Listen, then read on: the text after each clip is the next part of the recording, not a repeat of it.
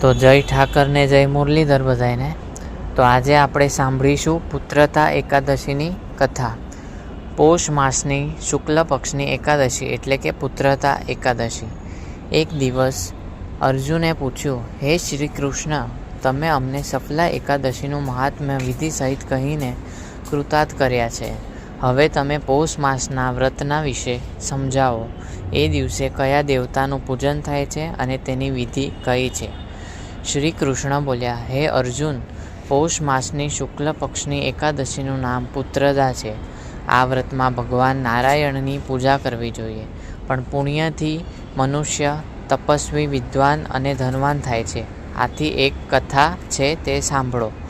ભદ્રાવતી નગરીમાં સુકેતુમાન નામનો રાજા રાજ્ય કરતો હતો. તે નિસંતાન હતો. તેની પત્નીનું નામ શૈવ્યા હતું. તે સદૈવ પુત્રહીન હોવાથી ચિંતિત રહેતી હતી ને પુત્રહીન રાજાના પિતૃઓ પણ રડીને પિંડ લેતા હતા કે આના પછી અમને પિંડ કોણ આપશે.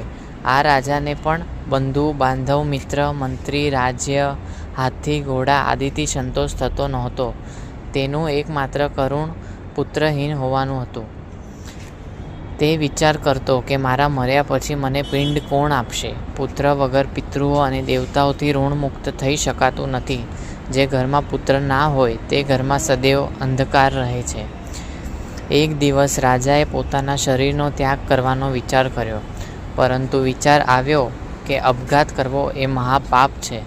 રાજા આ રીતે વિચાર કરીને એક દિવસ છુપાઈને વનમાં ચાલ્યો ગયો.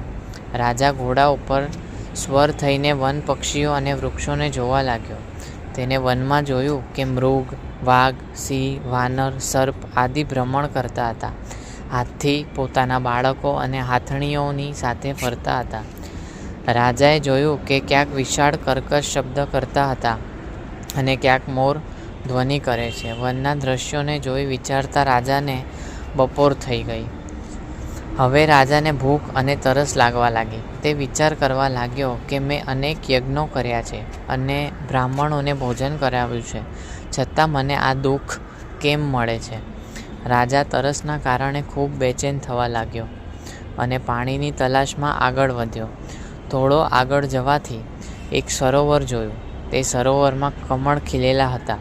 એ સરોવરમાં સારસ, હંસ, મગરમચ્છ આદિ જળ ક્રીડા કરતા હતા.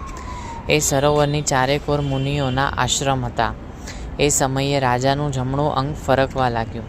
રાજા પ્રસન્ન થઈને સરોવરના કિનારે બેઠેલા મુનિઓને જોઈને ઘોડા ઉપરથી ઉતર્યો અને દંડવત કરી એમની સન્મુખ બેસી ગયો.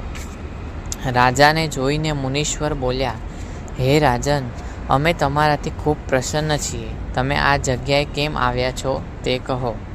રાજાએ તેમને પૂછ્યું, હે મુનીશ્વરો, તમે કોણ છો અને અહીં શા માટે પધાર્યા છો? ત્યારે મુનિ બોલ્યા, હે રાજન, આજે પુત્રની ઈચ્છા કરનારને ઉત્તમ સંતતિ આપનારી પુત્રતા એકાદશી છે. અમે લોકો વિશ્વદેવ છીએ અને આ સરોવરમાં સ્નાન કરવા આવ્યા છીએ. આ સાંભળી રાજા બોલ્યો, હે મુનીશ્વર, મારે કોઈ પણ પુત્ર નથી. જો તમે મારા ઉપર પ્રસન્ન હો તો એક પુત્રનું વરદાન આપો.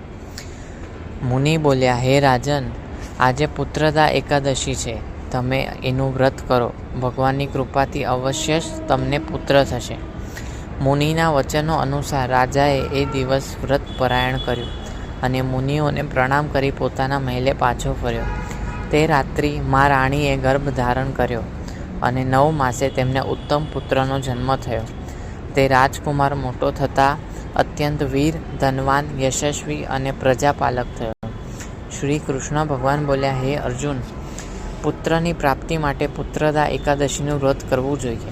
જે મનુષ્ય આના મહાત્મ્યનું શ્રવણ અને પઠન કરે છે તેને પણ પુત્ર પ્રાપ્તિનો યોગ બને છે અને સ્વર્ગ મળે છે. તો આ હતી પુત્રતા એકાદશીની કથા. તો તમને બધાને કેવી લાગી તે કમેન્ટમાં જણાવજો. જય ઠાકર લખજો. જય ઠાકર ને જય મુરલીધર બધાને.